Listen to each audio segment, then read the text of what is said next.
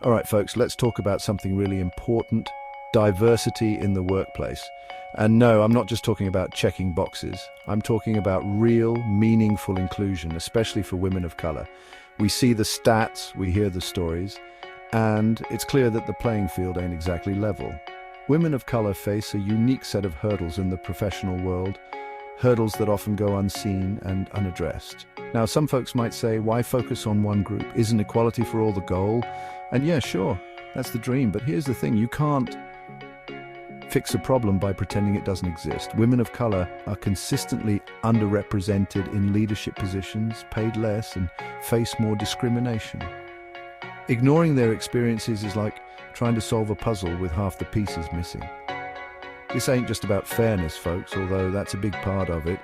It's about tapping into the full potential of our workforce. When women of color are empowered to succeed, everyone benefits, businesses thrive, innovation explodes, and we create a society that's actually representative of its people.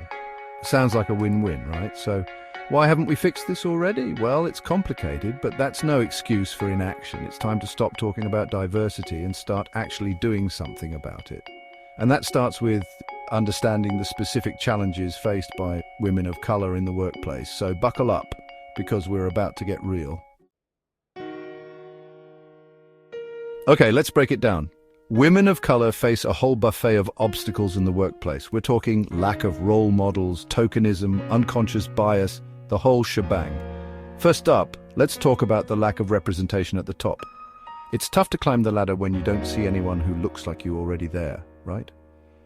If little girls can't see it, they can't be it. And that goes for grown women too. We need more women of color in leadership positions, period. Then there's the lovely experience of tokenism. You know, when you're the only woman of color in the room, the department, maybe even the entire company. Suddenly you're expected to speak for an entire demographic. The pressure is on and it can be exhausting. And let's not forget about unconscious bias. This one's sneaky, like a ninja hiding in your HR department. It's those subtle prejudices and assumptions that can disadvantage women of color, even in companies that claim to be all about diversity. It's like a whisper in your ear saying, you don't quite belong here. Don't worry, folks, it's not all doom and gloom. There's plenty that companies can do to dismantle these barriers and create a more inclusive workplace. First things first, we need to get real about hiring practices. And I'm not just talking about throwing a few resumes from women of color into the mix. I'm talking about actively seeking out diverse candidates and creating a pipeline for them to succeed. Next up, unconscious bias training. Look, we all have biases, it's human nature. But by acknowledging them and learning how to mitigate their impact, we can create a more level playing field. It's like learning to see the matrix, except instead of dodging bullets, we're dodging prejudice. And let's not forget about the importance of mentorship and sponsorship. Women of color need someone in their corner, someone who can guide them, advocate for them, and help them navigate the often treacherous waters of corporate America. Section 4, leading the charge, accountability and sponsorship from the top down.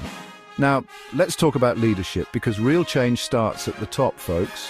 Leaders need to walk the walk, not just talk the talk, and that means setting clear diversity goals, holding themselves and their teams accountable, and actively sponsoring and promoting women of color within their organizations. And it's not just about numbers, it's about creating a culture of inclusion. It's about making sure that everyone feels valued, respected, and heard, regardless of their race, gender, or background. It's about creating an environment where everyone can thrive. Section 5, real wins, real change, case studies, and breaking barriers. I know what you're thinking. Trevor, this all sounds great in theory, but does it actually work? Well, let me tell you about some companies who are proving that it does. Companies like Intel, Boston Consulting Group, and Citigroup are leading the charge by implementing innovative programs and policies to support women of color. They're investing in mentorship programs, unconscious bias training, and flexible work arrangements. And guess what? It's paying off. They're seeing increased diversity in leadership positions, higher employee satisfaction, and, oh yeah, bigger profits. These companies are proving that diversity isn't just good for PR, it's good for business. It's about time more companies caught on. So there you have it, folks. Breaking down barriers for women of color isn't just the right thing to do, it's the smart thing to do. It's time to create a workplace where everyone has the opportunity to succeed, regardless of the color of their skin or the shape of their dreams. Let's do this.